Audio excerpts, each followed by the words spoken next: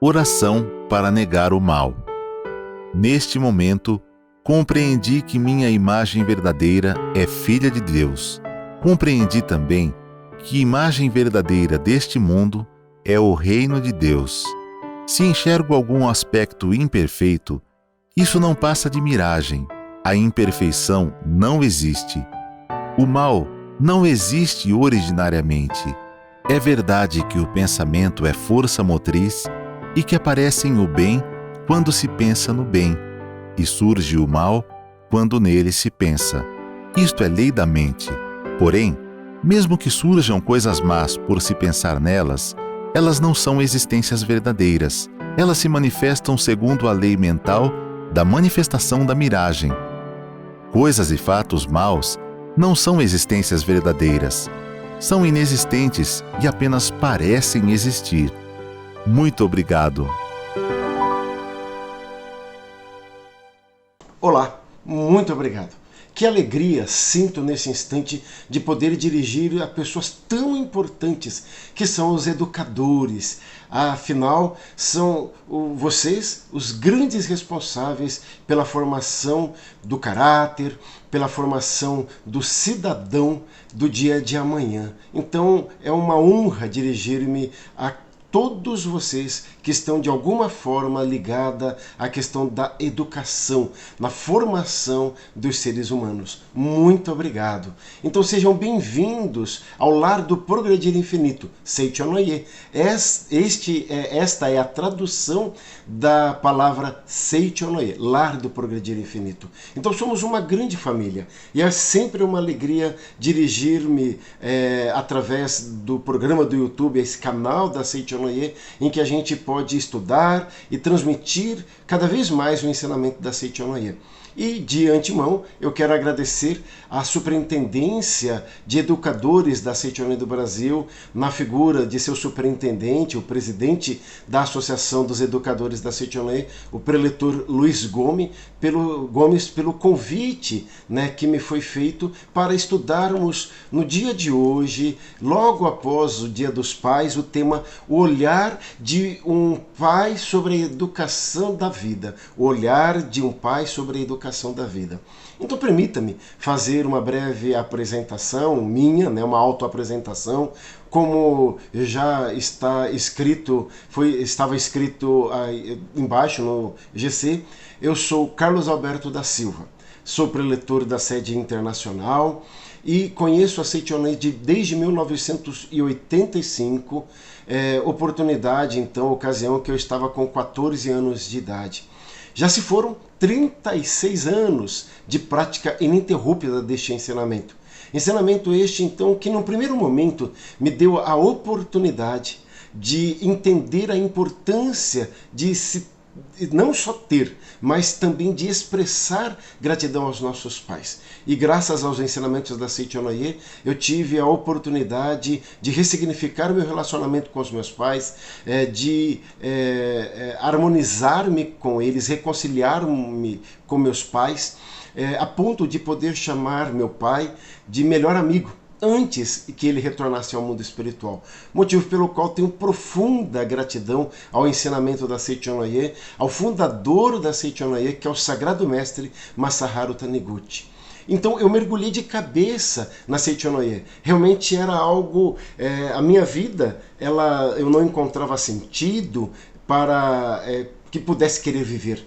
No entanto, a Seichonoye vem e traz essa consciência que o homem é filho de Deus, traz a ideia de que nós nascemos trazendo dentro de nós a perfeição original de Deus, Então, ou seja, aquele homem que foi criado, o ser humano, o homem criado à imagem e semelhança de Deus. E isso realmente para mim foi um ensinamento libertador. E não só me permitiu, então, ressignificar o relacionamento com os meus pais, como me permitiu também viver essa experiência de ser pai de 4 filhos. Então, hoje, a minha filha Isabela acaba de se formar em engenharia civil, com 23 anos de idade. O Luiz Felipe está em seu último semestre na faculdade de Sistema de Informação. o Gustavo, o Luiz Felipe está com 22 anos de idade. O Gustavo, que completa 21 no final de novembro, já fez um curso de designer gráfico no Senac, e esses dois filhos montaram uma empresa para eles, abriram uma empresa nesta área de tecnologia, de suporte na criação de sites, controle de redes sociais, materiais de divulgação, enfim, eles dedicam-se profissionalmente nesta área. E o meu caçula, o Carlos Mateus, que está com 12 anos de idade.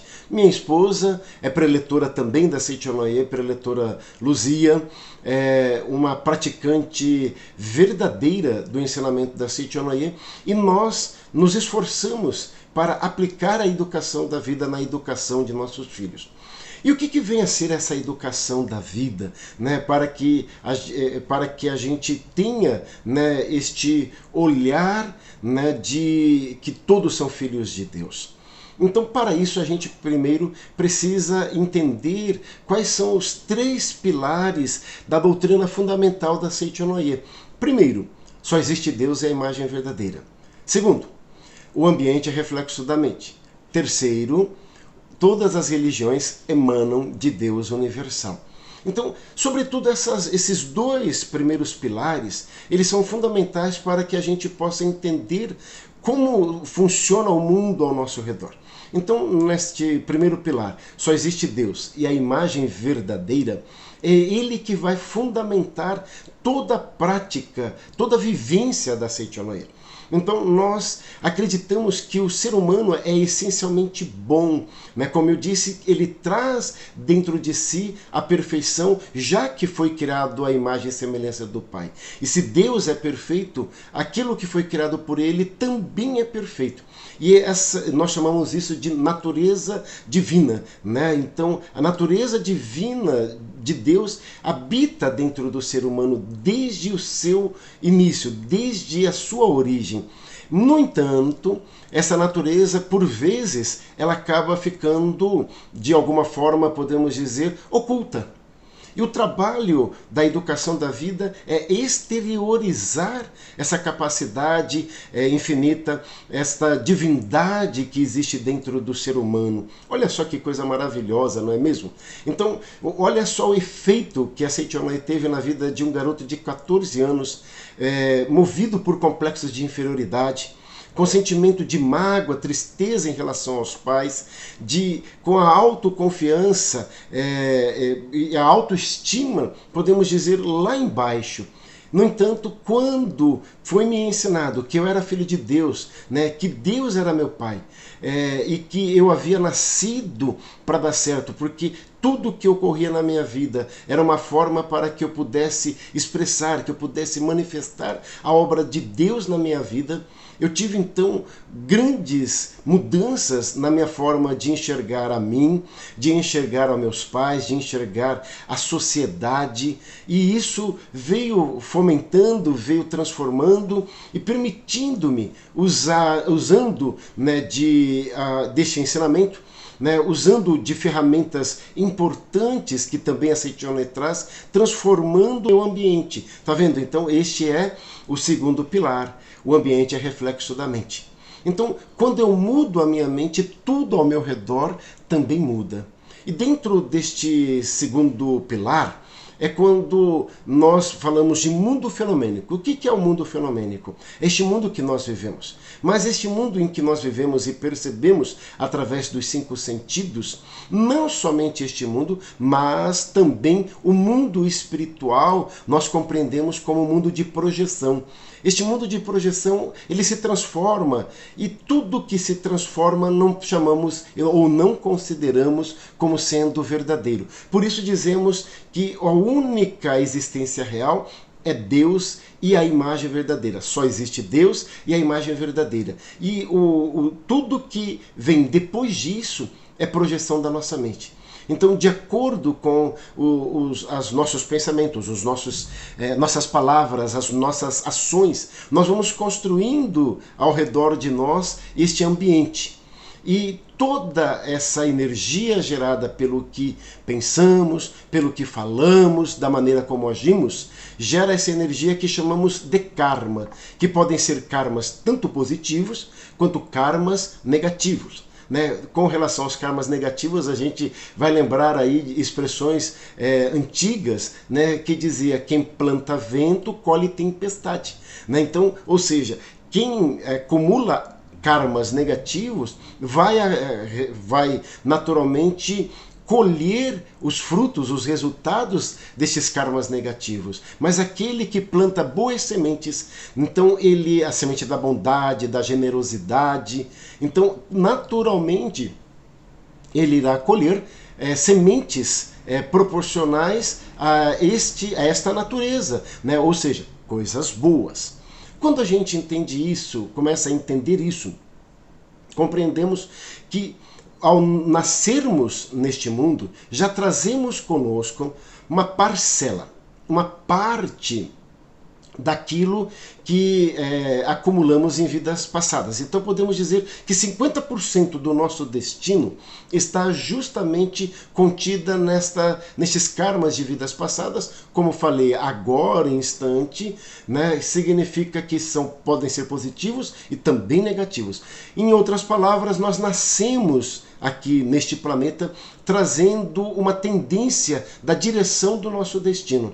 No entanto, os outros 50% podemos dividir em duas partes. Então, primeiro 25%, nós na Seitonai acreditamos que ela vem por influência de espíritos elevados de nossos antepassados, que ajudam a corrigir o nosso destino.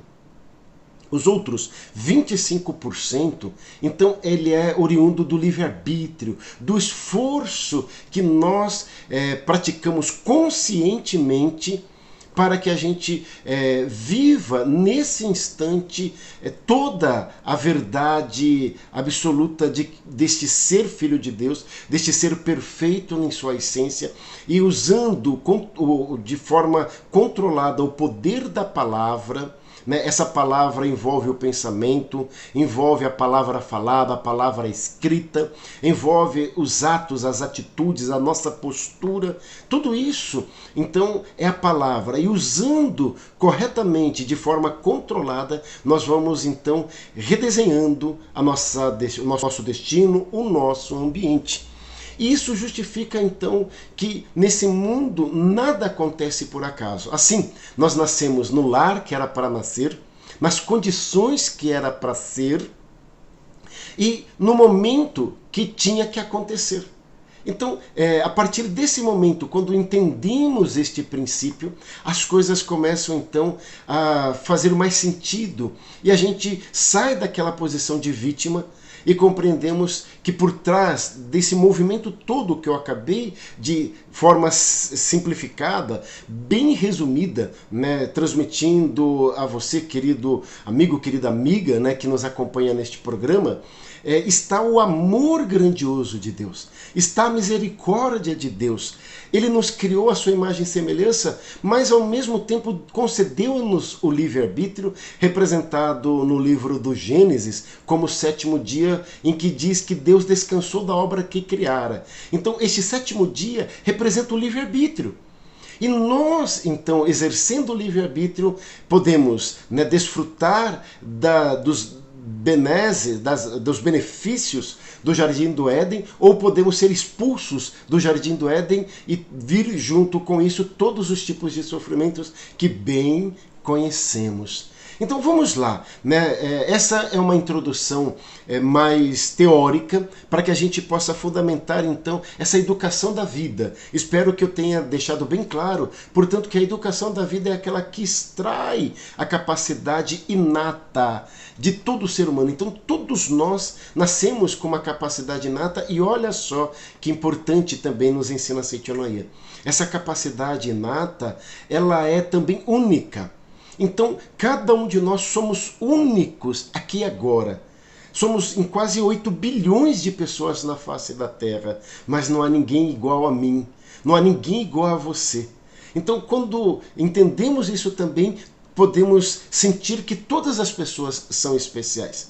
Então, através da educação da vida, nós treinamos, exercitamos a olhar as pessoas ao nosso redor, então os nossos pais, nossos filhos, nossos familiares, nossos colegas de trabalho, nossos alunos, e nós então os enxergamos como seres especiais, e tendo agora a consciência de que muitos não têm conhecimento e ignoram esses pontos que eu estou falando agora, nós de alguma forma iremos ajudá-los a compreender. E na medida que nós os ajudamos a compreender, nós próprios compreendemos ainda mais. E a gente entra então no círculo virtuoso. Quanto mais eu transmito a educação da vida, quanto mais eu desperto a natureza divina das pessoas ao meu redor, dos meus alunos, mais a minha natureza divina também é expressada, é materializada, é manifestada. Então, o que vem a ser o amor? Então, aqui eu tenho em minhas mãos o livro A Verdade da Vida, volume 1, de autoria do professor Masaharu Taniguchi. Então, A Verdade da Vida, o volume 1, faz parte de uma coleção de 40 volumes. E podemos dizer que aqui está a essência, ou então toda o histórico, ou a história dos ensinamentos da Seiichi Onoye. Então, aqui no volume 1, na página 41 da minha edição, nós temos, no início deste volume, o professor Masaharu Taniguchi ele nos transmite sobre as 7 declarações iluminadoras da Seiichi Onoye. E na página 41, ele traz sobre a 4ª declaração iluminadora, que diz assim: acreditamos que o amor é o alimento da vida e que a oração, as palavras de o amor e o elogio constituem o poder da palavra, que concretiza o amor. E aí ele vai fazer então a explicação. O amor é a força que gera e cria, é a força que cura.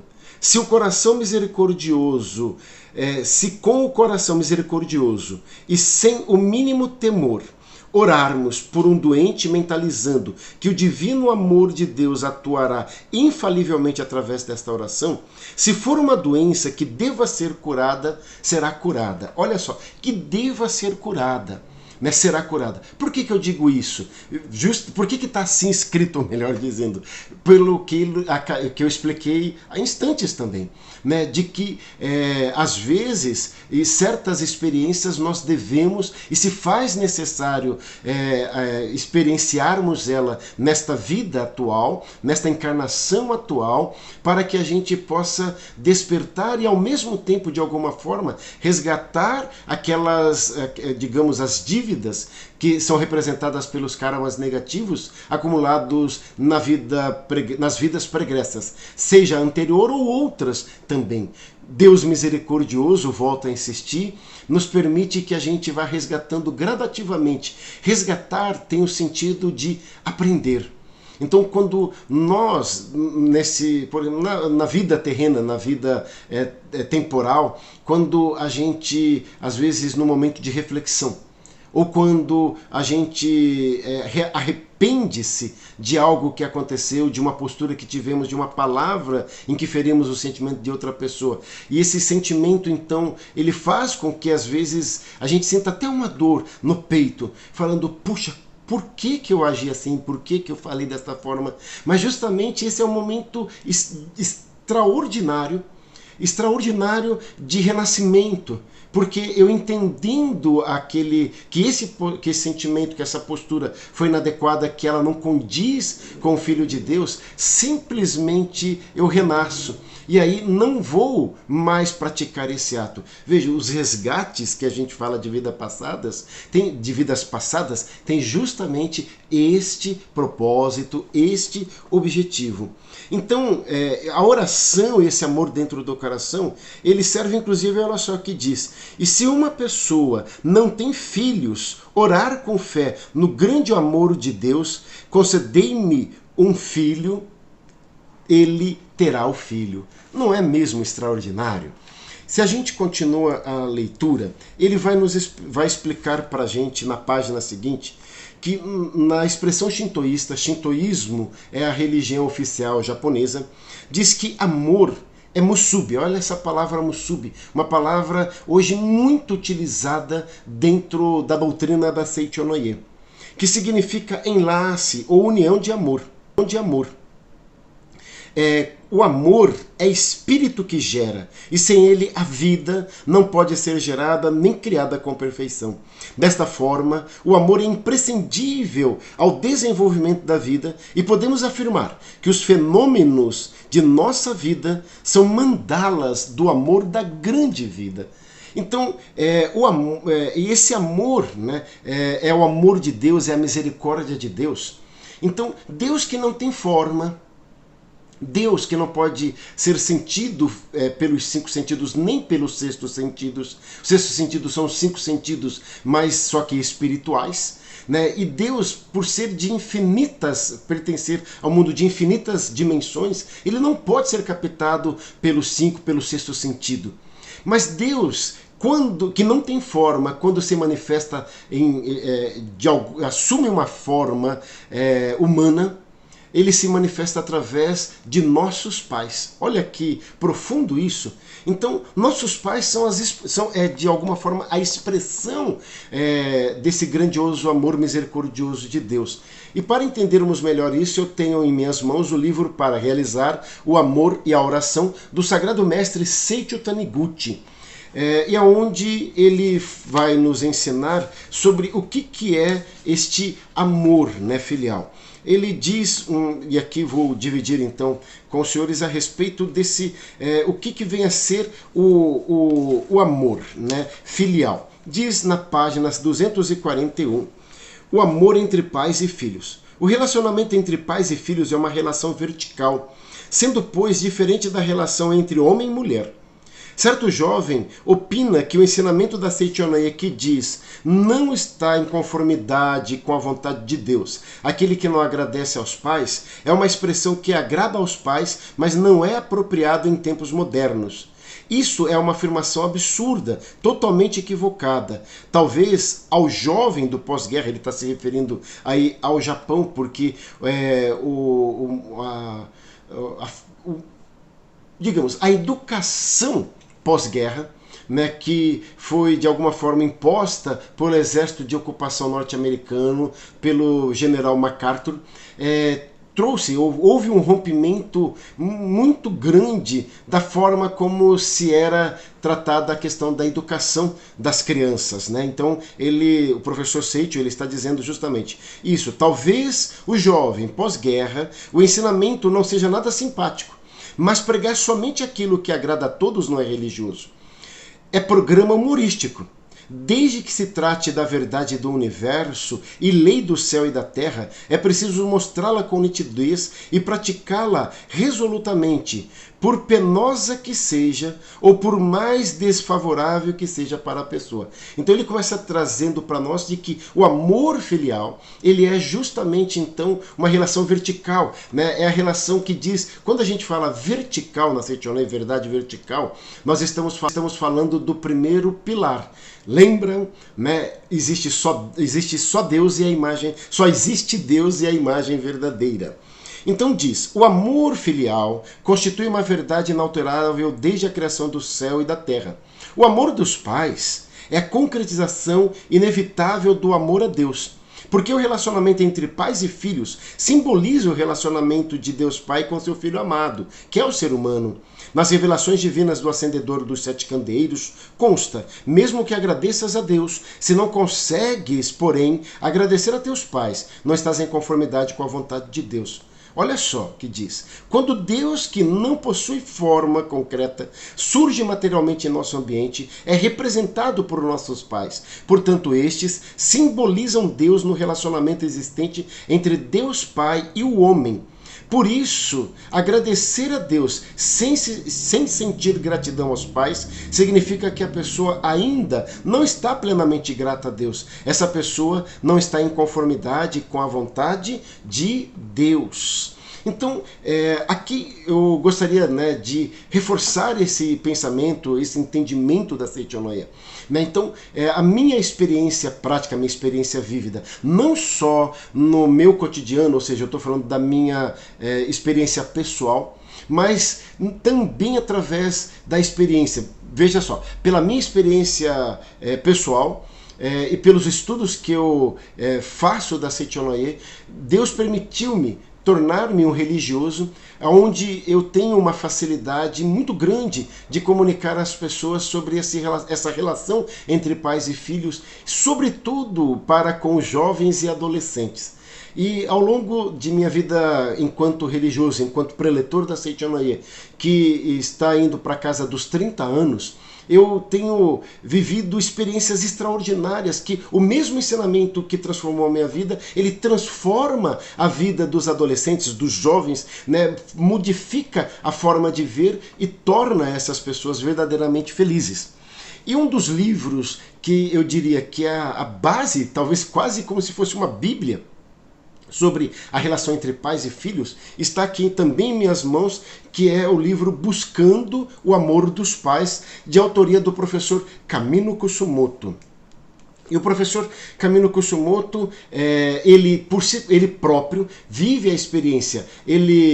O pai abandona a mãe e ele quando nasce, com a alegação de que ele não se parece comigo, portanto não é meu filho. E aí simplesmente vai embora. A mãe cria ele sozinho, mas a mãe viveu a experiência de ter sido criada por um padrasto. Então ela diz que sofreu muito e guardou muita mágoa de sua mãe. Então ela decide, né, e promete para o filho, né, sempre lamentando e criticando sua própria mãe, que ela jamais casaria, porque ela não queria que o filho sofresse tudo o que sofreu. No entanto, num determinado ponto da vida, ela acaba decidindo casar-se novamente. E aí começa todo um sofrimento. Não bastasse a dor, a mágoa, à beira do ódio que ele sentia em relação ao pai, que não conhecia e que o abandonara, agora a mãe o trai. Né? Então, a respeito disso, ele fala na página 24 com essas palavras. Minha mãe censurava sua própria mãe por ter se casado novamente, dando-lhe um padrasto, e por tê-la abandonado. Quem acusa seus próprios pais está sujeito a incorrer nos mesmos erros. Minha mãe assegurava com tanta convicção que pela minha felicidade não tornaria a se casar. Mas seguiu o mesmo caminho de sua mãe, a quem tanto censurava. Foi impelida por uma força superior à sua vontade e nada pôde fazer. Isso é o que chamam de círculo vicioso do karma. Né? Então, e aqui, meus queridos amigos, né, que está acompanhando esta reunião virtual, eu gostaria de destacar que está a chave para sermos bem-sucedidos na educação dos nossos filhos, né, para que possamos criar filhos mais felizes, filhos com menos trauma do que muitos de nós acabamos vivenciando. Para que a gente seja bem-sucedido, nós precisamos, então, trabalhar, né, o perdão. O que é trabalhar o perdão? E por que trabalhar esse perdão? Por que ressignificar o nosso passado, a nossa experiência em nosso lar de infância? Porque aquilo que nós vivemos, aquilo que nós pensamos, que nós falamos, né, os nossos sentimentos, eles ficam gravados na parte oculta da nossa mente, que na Seichonoye nós chamamos de subconsciente, a psicologia de inconsciente. Então nós guardamos em nosso subconsciente essas experiências, e isso fica guardado até que surja uma oportunidade de ser manifestada ou de ser exteriorizada. Então, por exemplo, você tem todo um preparo para, por exemplo, tratar, ou você lida com seus filhos, né, sempre controlando suas reações. mas num dado momento ele vai fazer alguma coisa, ela faz alguma coisa que de alguma forma busca no seu subconsciente, no seu inconsciente, aquela experiência que você viveu no passado, aquela cena, ela se repete exatamente como foi o seu passado, e embora conscientemente você queira ter um tipo de ação e queira manter aquela linha de ação que você sempre teve, uma força maior do que a tua acaba fazendo com que você reproduza aquela mesma ação, a mesma postura, se não idêntica, mas muito próxima daquilo que os seus pais fizeram contigo. Então, é justamente esse um ponto importante. Eu tenho também em minhas mãos o livro Base para uma Família Feliz, de autoria do professor Yoshio Mukai. E veja, este é um livro extremamente importante nessa questão. Na página 25, ele traz um conceito, uma proposta que para mim é extraordinária, que é sob o subtítulo Reconcilie-se com a sua casa de infância. E aí ele diz: uma das coisas mais infelizes do mundo é saber que sua casa não sente orgulho a seu respeito, ou até mesmo, de certo modo, se envergonham de você. Isso porque toda casa é um templo muito antigo, mesmo que tenha sido erguida ontem. É o santuário primeiro de nossa subsistência e vida. É o portal sagrado por onde se entra no mundo, onde se consagra os alimentos e nos mantém. E ele continua, eu acredito que nem precisa de explicação, porque ele é tão preciso. Olha só, sua primeira casa, por menor e rústica que tenha sido, foi cheia de momentos de educação. Momentos de educação. O sofá, a mesa, o quarto, são objetos e lugares que nos acompanham para sempre e ficam impregnados em nossas vibrações de seres fortes ou fracos, reverentes ou revoltados, religiosos, materialistas ou até mesmo desviados. A vivência em nossa casa é o modelo da condição mental que levamos para toda a vida. Alguma mágoa contra papai ou mamãe, por exemplo, fica registrado no subconsciente e tende a se manifestar na forma, atraindo um cônjuge com as mesmas características. Assim, mães imperdoáveis aparecem no futuro como esposas inconciliáveis. Pais que vemos como brutos lá na frente ganham vida na forma de maridos sem amor nos atos. Sua gratidão à sua casa e a todos que nela habitaram ou habitam é que definirá onde você vai chegar na senda da vida. Por isso, abençoe seu passado para ter um bom futuro. Perdoe e agradeça o que se passou no seu lar de infância. Uma coisa é certa, um templo nunca é o lugar onde se procuram culpados. Eu me emociono, né? E ele continua, né? Eu recomendo a leitura desse livro, porque de fato ele é libertador, é assim que eu sinto, né? É um livro libertador. E a gente justamente, através deste exercício, a gente então consegue ser mais bem-sucedido. Né? Então você consegue trabalhar com teus filhos mais fiel dentro daquilo que você aprendeu ou que você decidiu. Né? E mesmo aqueles que são estudiosos da Seichonoye acabam às vezes tendo dificuldade de colocar em prática a educação da vida se ele não está reconciliado com o seu lar de infância. Então, essa é a grande experiência, né, que talvez a gente possa viver. E na minha vida como religioso, na minha vida prática de Seichonoye, na minha vida enquanto pai, eu tenho que dizer a vocês que em alguns momentos eu tropecei.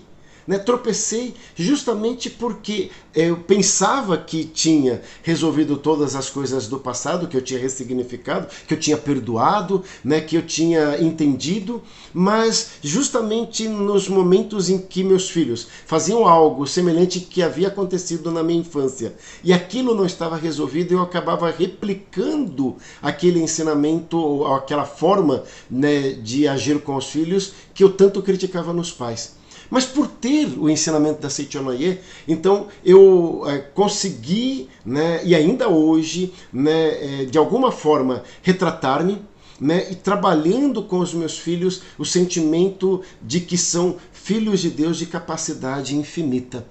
E essa relação, né, ela é importante não só nessa relação entre pais e filhos, mas hoje nós vivemos, né, em tempos atuais, né, a sociedade transformou-se por demais.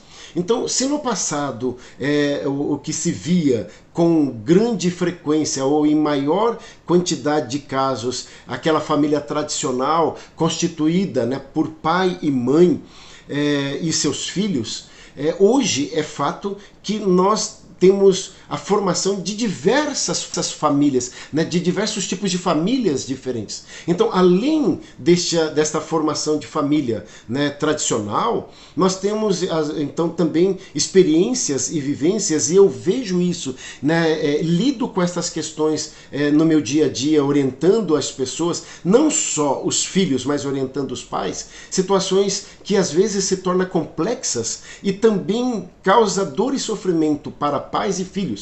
Vou citar o exemplo assim, a mãe se divorcia e tem lá 2 filhos.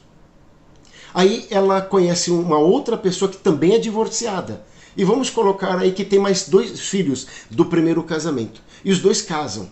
Então agora, ou seja, existe ex-esposa, existe ex-marido, mas não existe ex-filhos. Vocês concordam? Então, ou seja, o filho do primeiro casamento continua sendo filho do mesmo jeito. Não altera, não muda. Mas nesta nova família, então passam a ser irmãos, digamos assim, né? Mas irmãos que não se conhecem. E não são nem meio-irmãos, né? Então, como vai acontecer se esse casal acabar tendo outro filho. Então, este outro filho, este filho que nasceu desta nova união, então será meio-irmão de cada um dos 2 filhos, né, do pai e da mãe.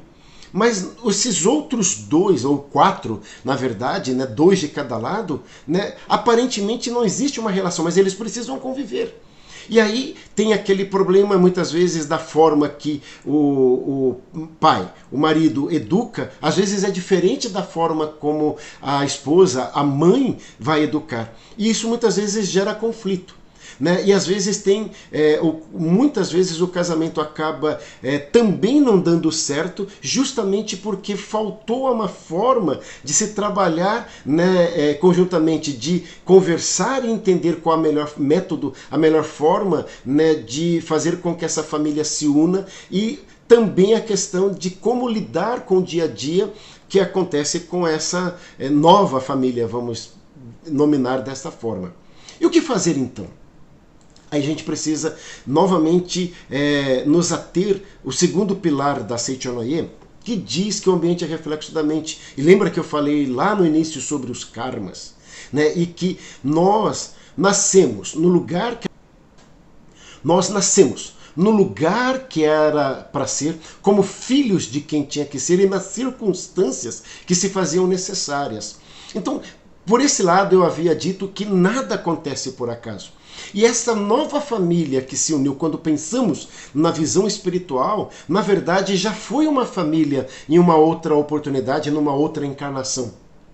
Por algum motivo, ficou-se algo que precisa ser aprendido por esses integrantes. E agora eles se encontram novamente. E dentro dessa visão, o que eu quero afirmar para você, querido amigo, querida amiga, é de que, não existindo acaso, né, você não deve olhar, se você vive essa experiência, olhar para o teu enteado, para a tua enteada, e ver como enteado. Você, na verdade, precisa entender e sentir do fundo do seu coração que são seus filhos. Né? E a mesma forma, se você tem um padrasto ou tem uma madrasta, olhar para estes e não enxergá-los como sendo padrasto ou madrasta, mas sim como seus pais. Então, pais de verdade, olha só como é que é a lição a ser aprendida. Então, aprender a se considerar ou sentir como irmão, pessoas que não foram geradas e nem foram criadas desde crianças juntas, não foram criados pelo mesmo pai e a mesma mãe e não foram criados juntos, mas desenvolver dentro de si o sentimento de amor. Amor é a união. Lembra que eu falei isso usando a Verdade da Vida, volume 1? Né? O amor, união, que cria, que gera. Da mesma forma, né, se você olha e vê como enteado, você não consegue amar da mesma forma, mas se você que ama seus filhos, mas se você passar a sentir, a enxergá-los como também seus filhos, e a mesma coisa o cônjuge faz isso também, então ali forma-se uma nova família. Aprender a amar como se fosse seu filho, né, o filho que é filho de seu cônjuge, mas que foi gerado por uma outra pessoa, mas você vai sentir. Olha como é que a sabedoria de Deus é maravilhosa, magnânima e sábia. Tudo está certo. E aí tenho em minhas mãos o livro Lições para o Cotidiano, que vai falar com propriedade a respeito disso. Quando diz, né, no capítulo 13, tá, que fala a imagem verdadeira de uma mãe. Eu vou resumir aqui a história, né, que o professor Koichiro Murase, que foi um grande professor da Seichonoye, então ele fazia reuniões em sua casa nessa época, reuniões da Seichonoye, tá? Quando ele foi procurado por uma adolescente de 15 anos de idade, e ela relatou o seguinte, que a mãe morrera quando era criança, o pai casou-se novamente, mas ela e essa madrasta não se davam. E uma certa ocasião, uma amiga foi visitá-la, e a madrasta passa na sala onde ela estava com a visita, com essa colega de escola, trazendo um colchão e diz para essa colega: olha como minha filha é estudiosa. Todas as noites ela desenha o mapa da Austrália no colchão. Então essa garota, ela tinha enurese noturna. E aquilo foi um grande sofrimento, né? E aí, essas palavras, diz o professor Masaru Taniguchi, eram cruéis. Ainda mais se considerar que uma mocinha tímida de 15 anos é extremamente sensível e fica muito ferida com essas coisas. Então ela ficou, né, envolta nos seus fantasmas, né, nas suas crises, e ela pensando, eu não posso ir para a escola, porque com certeza ela vai comentar com uma pessoa, que vai comentar com outra, que vai comentar com outra, e todos na escola ficarão sabendo disso. E ela vai até uma farmácia, ela compra remédios para poder atentar contra a própria vida, mas é descoberta a tempo, e nesse caso ela é salva. Mas aí piorou mais ainda a situação dela. Porque todos ficaram sabendo já que a comunidade era pequena. E ela vai novamente na farmácia falando, agora eu vou levar a cabo, né? Mas o rosto dela saiu no jornal local. E aí o pessoal da farmácia reconheceu e já negaram a vender qualquer tipo de remédio para ela. Então a situação piorou ainda mais. Então ir para a escola era um sofrimento, ficar em casa, ter que aturar a madrasta era pior ainda. E sem saber o que fazer, ela foi pedir a orientação para este professor da Seichonoye. E ele diz o seguinte, todas as pessoas tem dentro de si a vida de Deus. Por isso é impossível existir uma mãe perversa neste mundo. Olha aqui, o primeiro pilar, existe só existe Deus e a imagem verdadeira. Aí a menina diz, o senhor diz isso, mas a verdade é que existem gente como minha madrasta. E ele replica, não, essa sua madrasta perversa não existe. Trata-se apenas de uma manifestação, uma falsa aparência. Atrás desta figura aparentemente de madrasta perversa está escondida a verdadeira vida de uma mãe.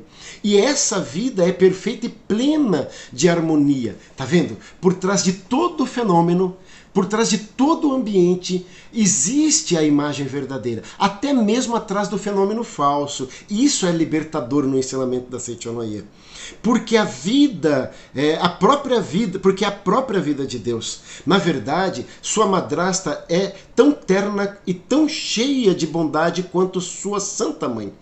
Quando você era criança, deve ter lido alguma história sobre uma madrasta que maltratava a enteada e provavelmente ficou em seu subconsciente a ideia de que todas as madrastas são perversas. E vamos falar aqui para nós do Ocidente, né? Quantas histórias, quantos filmes, desenhos nós não fomos educados crescendo ouvindo essa história da madrasta que persegue, que quer matar ou faz sofrer a sua enteada. E aí ele diz, né?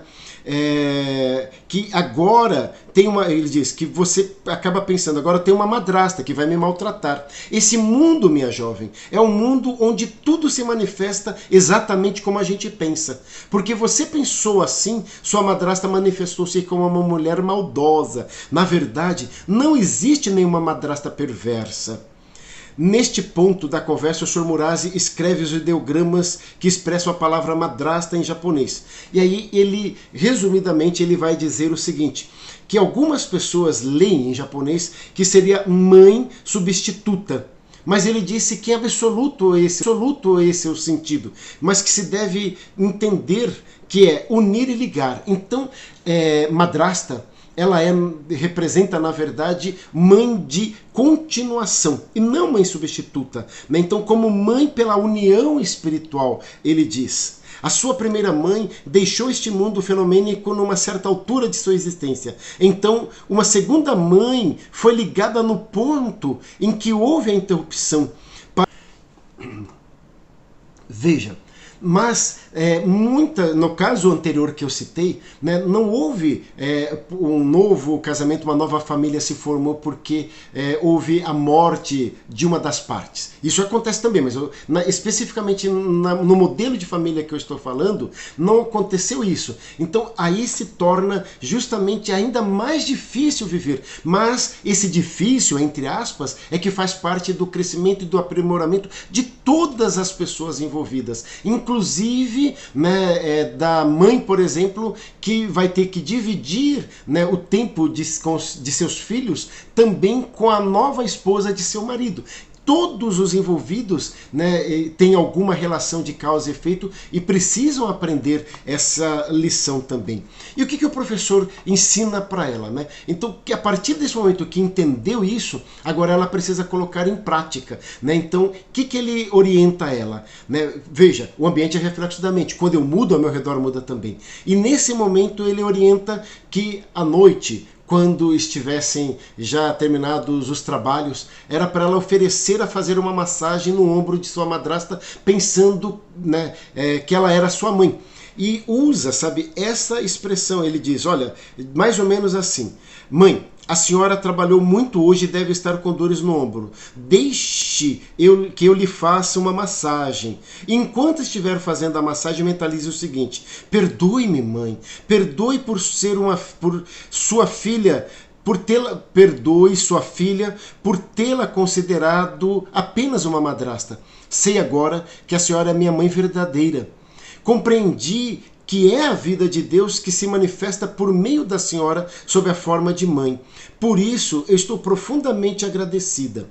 Assim, as suas ondas mentais serão captadas pela sua madrasta e passará a manifestar o seu verdadeiro aspecto, pleno de harmonia e bondade, que é perfeição do próprio amor de Deus. Olha só que bacana. E ela foi colocar em prática. Ela não tinha opção naquele momento, ela pensava. Mas na primeira noite, a mãe recusou, né? Repeliu ela de forma ríspida. E ela olhou para o pai, né? Ela sentiu que o pai queria falar alguma coisa, mas se ele falasse, pioraria a situação. E como de outras ocasiões, ele se calou. E justamente por conta disso, ou seja, dele não falar, dessa tristeza, né, de ver que, puxa, ele queria dizer, tá vendo, né, ela está querendo apenas ser gentil contigo, mas não podia falar, e isso acabou manifestando nele em forma de asma. E volta e meia ele tinha graves crises asmáticas, já que o corpo é reflexo da mente e do sentimento também. Mas ela insistiu no primeiro, né, no segundo foi quase tão ríspido quanto, mas ela foi no terceiro, no quarto, no quinto, no sexto, e a madrasta não aceitando. No 7º dia, a madrasta finalmente aceitou. E ela começou a massagear e com seus pensamentos muito próximos daquilo que o professor havia orientado, num dado momento, a madrasta, né, começou a chacoalhar os ombros numa forma convulsiva e caiu em prantos, em lágrimas mesmo, chorando convulsivamente, e disse: filha, me perdoe, filha. E ela, já chorando, abraçou a mãe e pediu perdão. A senhora é minha mãe verdadeira, me perdoe por não ter enxergado assim. E naquele momento, as duas chorando abraçadas, houve essa reconciliação. O pai que assistia a essa cena ficou profundamente comovido, e naquele instante se curou do problema de asma, né, dessa doença. A filha se curou da enurese noturna, né, e até o seu irmãozinho também ficou curado de outro problema que ele tinha. Então, essa é a transformação. Então, eu citei isso como exemplo, mas para que ficasse claro, né, que independente da constituição da sua família, a forma não é importante, o formato não é importante. O importante é o que deve reger o teu lar. E o lar deve ser regido sempre pelo amor. O amor que cria, o amor que une, o amor que absorve, que traz para dentro de si. Independente de como seja. Então, como eu disse, né, na atualidade nós temos várias formações familiares diferentes. Independente de como elas sejam, a gente deve manter este princípio do amor dentro do nosso lar, na nossa relação com todas as pessoas. E veja, né, você deve ter gratidão, inclusive, para o ex de seu cônjuge, inclusive, né? Porque não fosse por eles, não teria esses filhos, essa oportunidade de você estar aprendendo ou resgatando, né, a oportunidade de amá-los como se fossem verdadeiramente seus filhos, já que não pôde, por algum motivo, cumprir este dever nas vidas passadas. Né? Então, eu gostaria muito que entendesse esse ensinamento. Né? E quando eu digo isso, dentro das novas famílias, também a gente tem a relação homoafetiva, em que os pais, né, do mesmo sexo acabam criando seus filhos. Mas naturalmente existe aí o princípio ativo, o princípio masculino e o princípio feminino que ali age. Então, a união entre o positivo e o negativo que gera então o poder do amor, que faz com que todos os nossos filhos sejam felizes e pessoas bem-sucedidas em suas vidas. Desejo do fundo do coração que queiram aprofundar mais no estudo, no ensinamento da Seichonoye, porque de fato é um ensinamento libertador.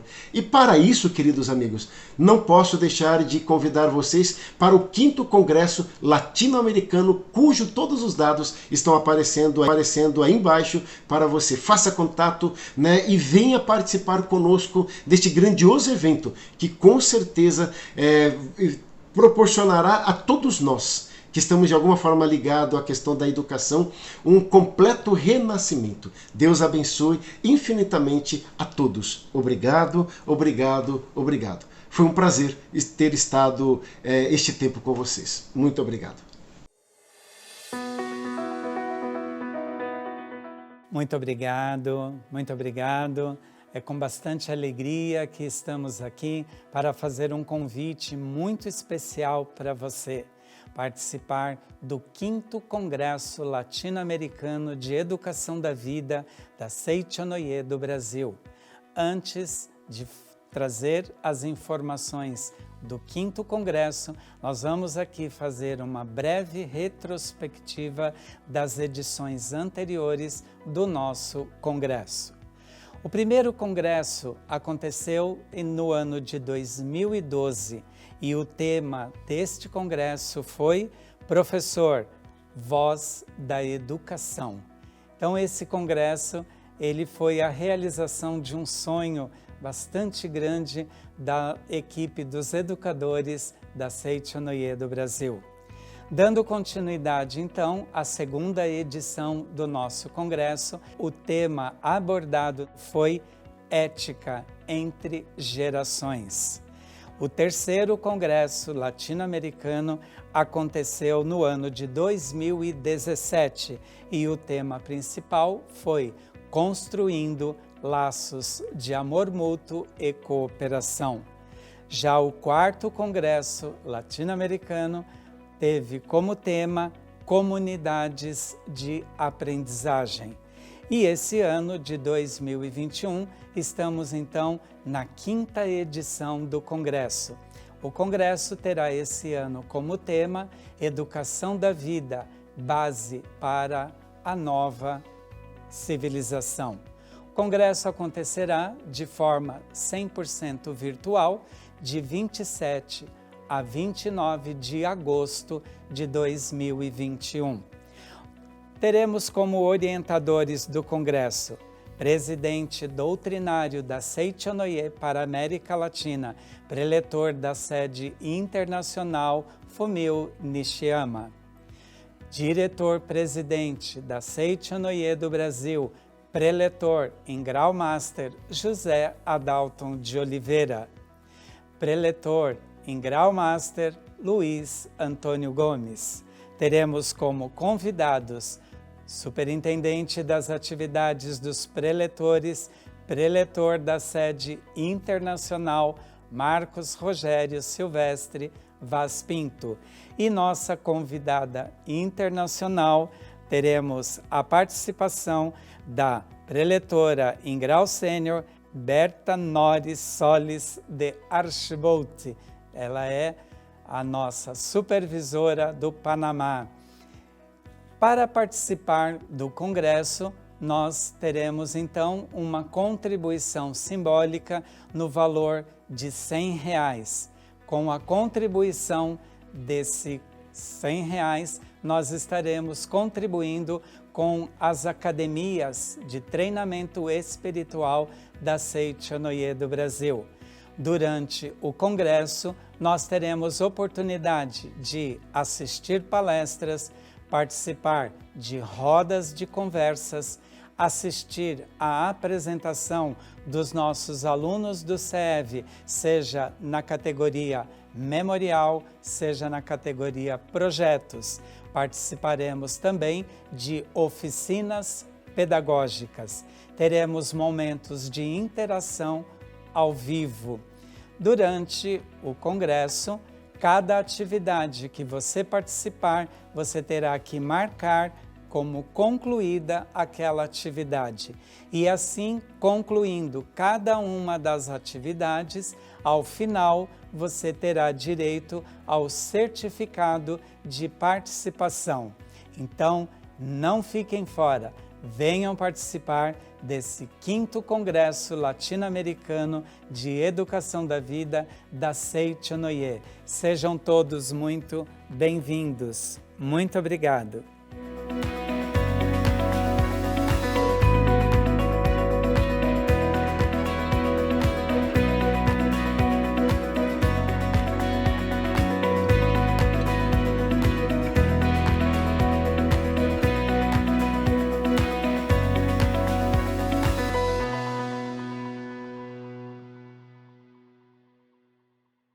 Agora que concluímos o nosso estudo desta reunião de hoje, eu gostaria de encerrar esta reunião virtual fazendo ou dedicando a vocês uma oração maravilhosa, tocante, que se encontra na Sutra em 30 capítulos para a leitura diária, que é a oração do dia 21, cujo título é Palavras para intensificar o poder concretizador da expressão verbal.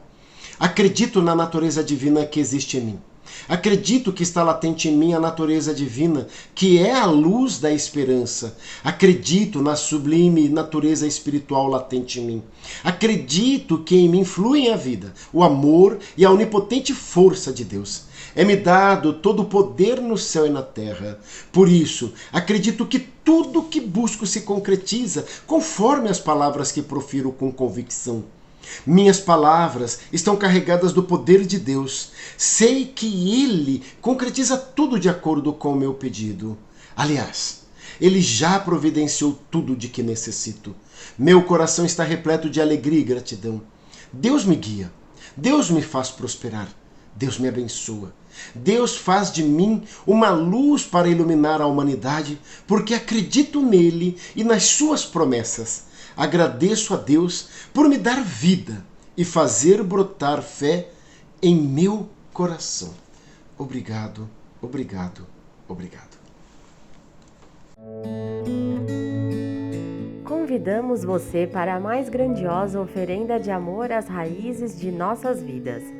É a 65ª festividade do Santuário Roso do Brasil e 37ª cerimônia no Monumento aos Anjinhos Anônimos dos países ibero-americanos e África Latina. No dia 5 de setembro de 2021, vamos nos reunir de forma virtual para uma grande oração de gratidão aos nossos queridos antepassados, através da leitura da Sutra Sagrada Chuva de Néctar da Verdade e também aos entes queridos já falecidos e anjinhos abortados. A festividade será transmitida apenas no nosso canal do YouTube, sem público presencial. Às 8h30, teremos a palestra inicial e às 9h começaremos a cerimônia.